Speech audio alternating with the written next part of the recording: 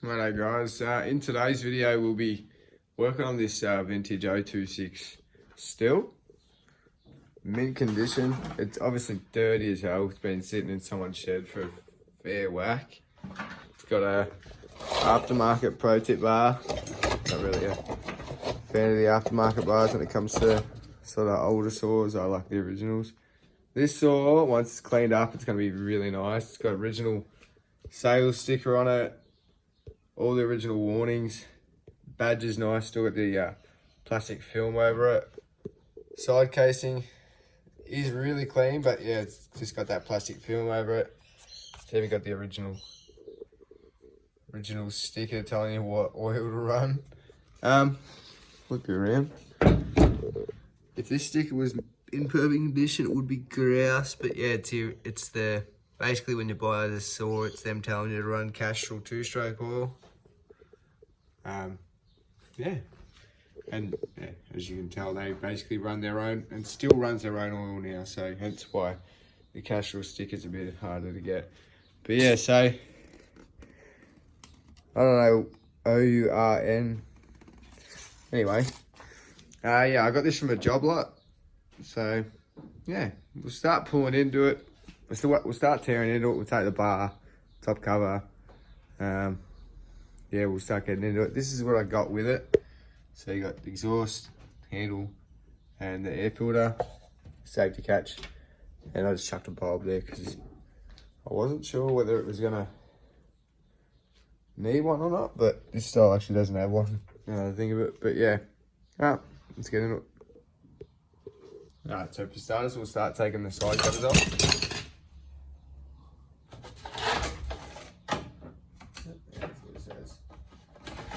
Good tip too, when you're taking the cover off, leave the bar cover on, and then that way you can just take it off all as one, like bar and chain. Just take the side cover off, but obviously your chain's got to have slack in it.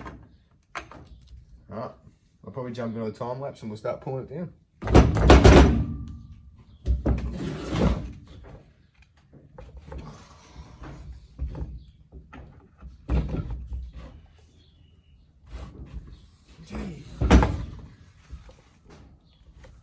Jesus. Don't do your bar nuts up that bloody tight. Fucking hell.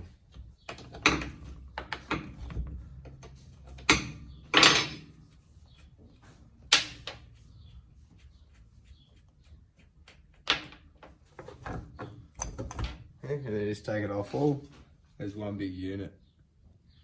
And that way you don't mix and match your bars and everything. Get them all mixed up. So we'll chuck that one right there. Cover's in really nice condition. Obviously hasn't been used for a long time. Tell the oil is working because it's fucking full of oil. But yeah, so I'll put all this stuff to the side. I will be a little bit delicate with it. But yeah, I'll put it all to the side. And once I've got it all torn down, I'll sort of assess what's wrong with it.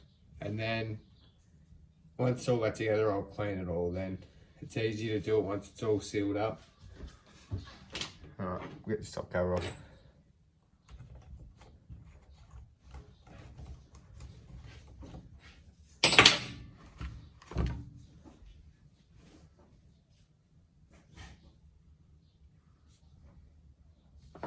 It's amazing how things hold the condition once they're actually looked after. This saw is just been ran like fuck and then put away, real wet. Original cylinder. Cylinder itself is really nice. I looked actually yesterday. But it's just like layers and layers of dirt, basically. Just a bit of neglect will give you. Look, there's even a duck feather in there. Now, let's get into it. Alright, so yeah, I put a bit of carpet down because the steel benches are great, but as soon as you start rolling saws and that around, they just scratch up, so it's not worth the damage. We'll take this plug off.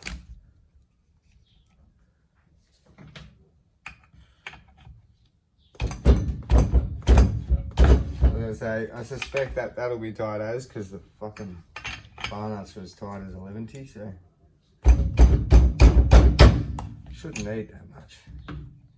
You know, spark plug, you just do it up with fingers and then just give it a nip. You know, you don't want to go too hard on it.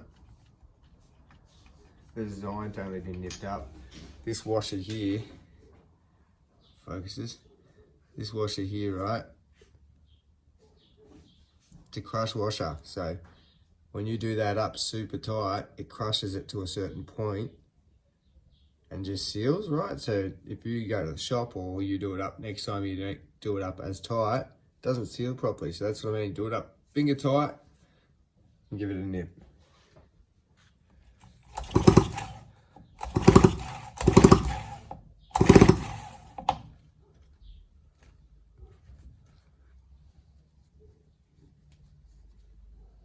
Plug itself looks alright. I'll see if it's got some spark.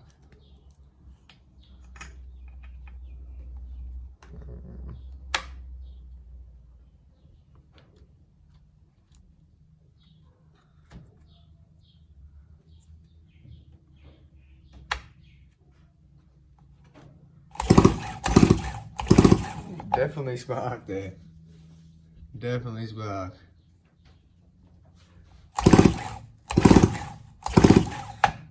Alright, so as I sort of suspected when I first pulled it apart, is that it's going to be a carby issue. And considering I got it with the carby off, I showed the carby off, the airbox and all that, I presume that they've gone to go replace the carby, couldn't find parts and give up. Because if you take it to a shop or whatever, generally most of the time is they'll just buy either a new carby, like an aftermarket carby or a genuine carby, and if they can't get them, they'll either say it's cheaper to buy a new saw, and probably 80% of the time people just buy the new saw, leave their old one there, and yeah. So I'm just lucky enough that I know a couple of people, so I kind of get these deals here and there, but yeah.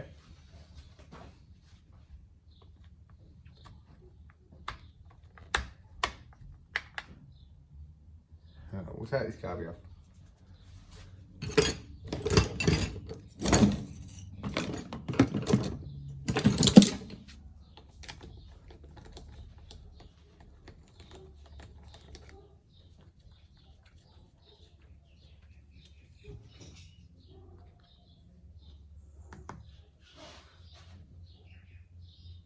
Now I can already see here that it's actually missing. Yeah, I'll pull you in closer actually. It's missing the main fuel line that goes from there to this little nipple here. So it's missing the main fuel hose, which I don't know, I'll have a look, but I don't know if I'll have my hose. I might have to go down the street.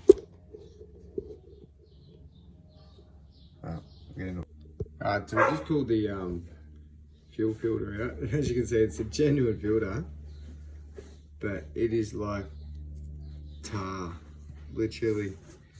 The tank's not too bad, but I'm gonna have to definitely spray some shit in there just to flush it out a little bit. I've got no light to shine in there, but yeah. Alright, so I've cleaned the tank out with a bit of fuel and a toothbrush, just to try and clean as much of that black crap out. It actually worked pretty good. Tank's clean. Now I'll see if I got a fuel hose and we'll try and put that fuel hose back in the tank. Right, so we'll pull this carby out. And what we're going for is the top of the fuel tank, which is there. So I'm gonna need this grommet.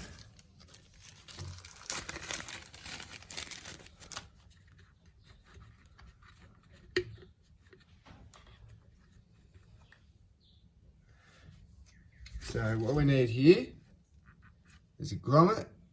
We're going to slide through the tank, and then to be able to have the fuel line go through the tank. Alright, so I've hit a bit of a speed bump. The grommet I was going to use for this The one I have is too big, so it's too loose in here. And the fuel line I got, there isn't enough. So again, don't cut corners. So we're gonna have to run into town and gonna have to pick up some fuel line and pick up the grommet. If they have the grommet in stock, that is. If not, we might have to order it. But I've got 2 dealers that are pretty close by, so I might be able to just see if one of them has it, if the other one has it. If the other one hasn't got it, I'll see if the other one's got it. So, yeah, just